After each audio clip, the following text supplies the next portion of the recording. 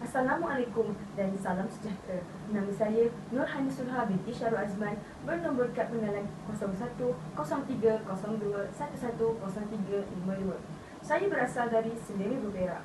Saya mengambil peperiksaan Sijil Pendidikan Malaysia pada tahun 2018 dan berjaya menamatkan sesi sekolah menengah saya dengan memperoleh keputusan 5A, 1B tambah 2D dan 1E. Saya kini melanjutkan pelajaran di Kolej Matrikulasi Gopeng Perak. Saya sangat aktif dalam bidang sukan, terutama sukan olahraga, bola jaring dan bola baling. Pada tahun 2018, saya telah mewakili negeri Perak dalam acara 5,000 meter dan berjaya mendapat tempat keempat. Di kolej juga, saya telah mewakili kolej dalam pertandingan bola baling dan bola jaring. Saya telah mendapat tempat kedua dan tempat ketiga dalam kedua-dua acara. Selain aktif dalam bidang sukan, saya juga mahir berkomunikasi menggunakan 3 bahasa, iaitu bahasa Melayu, bahasa Inggeris dan bahasa Arab komunikasi rendah.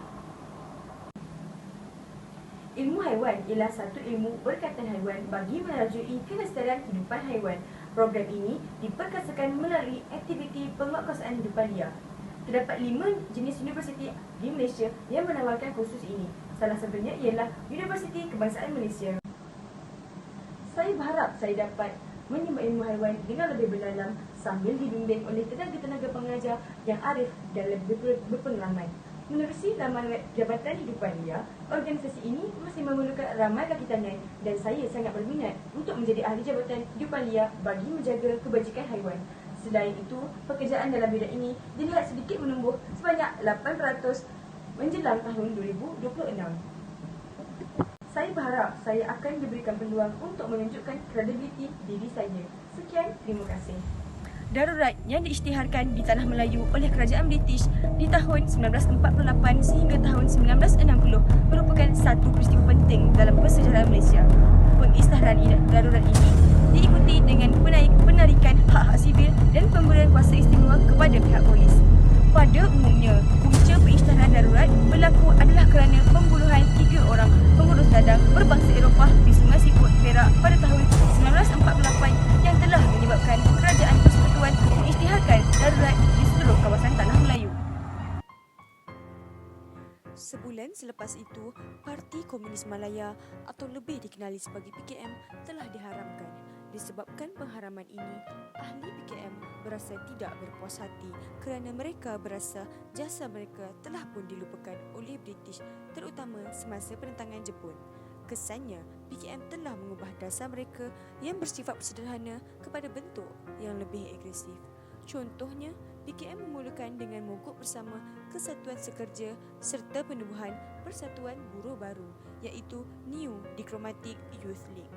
Namun, pembukaan itu gagal dan undang-undang yang baru dibuat oleh British untuk melemahkan PKM dan PKM mula menggunakan senjata untuk mendapatkan hak mereka yang sepatutnya. Peristiwa darurat telah memberi banyak iktibar kepada kita daripada pelbagai sudut seperti aspek ekonomi, politik dan sosial.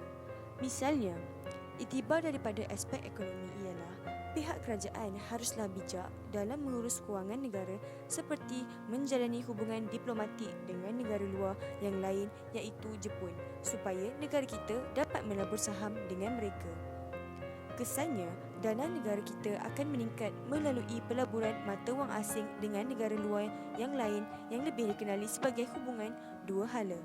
Tambahan pula, jika suatu hari nanti negara kita dilanda krisis ekonomi, pihak kerajaan boleh meminta pertolongan daripada negara lain melalui pelaburan yang telah diperolehi sebelum ini. Melalui hubungan diplomatik yang terjalin, ekonomi negara kita tidak akan merundum teruk dan masih stabil walaupun sedang dilanda masalah. Sebagai contoh, pandemik COVID-19 yang sedang berlaku di Malaysia kini telah menyebabkan pihak kerajaan melabur banyak wang bagi mengongkong wabak ini.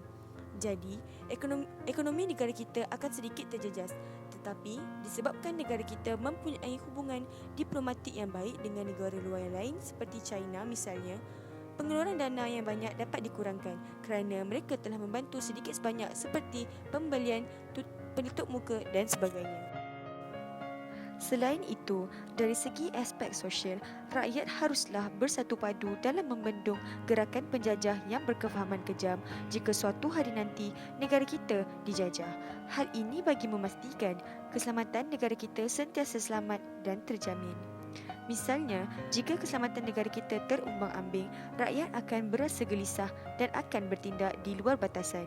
Hal ini akan menyebabkan negara kita huru-hara dan kuasa asing akan mudah untuk memasuki negara kita kerana tiada persepakatan antara kaum dalam mempertahankan negara. Oleh itu, jelaslah bahawa sifat bersatu padu amat penting dalam mencapai keharmonian negara.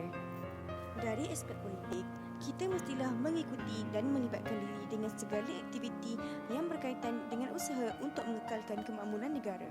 Sebagai contoh, melalui penubuhan Malayan Chinese Association MCA yang merupakan salah satu usaha untuk menarik minat orang Cina melibatkan diri dalam penubuhan politik sewaktu peristiwa darurat itu berlaku bagi mengikis pandangan negatif penduduk tempatan terhadap orang Cina.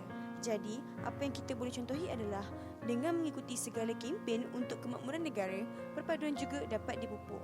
Oleh itu, segala masalah yang mungkin timbul di masa hadapan dapat diselesaikan dengan cara yang lebih profesional. Konklusinya, pelbagai iktibar yang dapat dicontohi bagi mengelakkan pisang berbuah dua kali.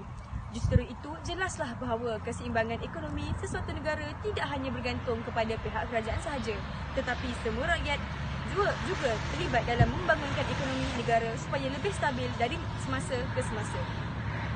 Sifat perpaduan juga merupakan titik yang penting dalam keharmonian dan kemajuan sesebuah negara. Kemajuan sesuatu negara juga dapat dilihat melalui sistem politik yang stabil, melalui corak kepimpinan pemimpin yang berkaliber. Sekian, terima kasih.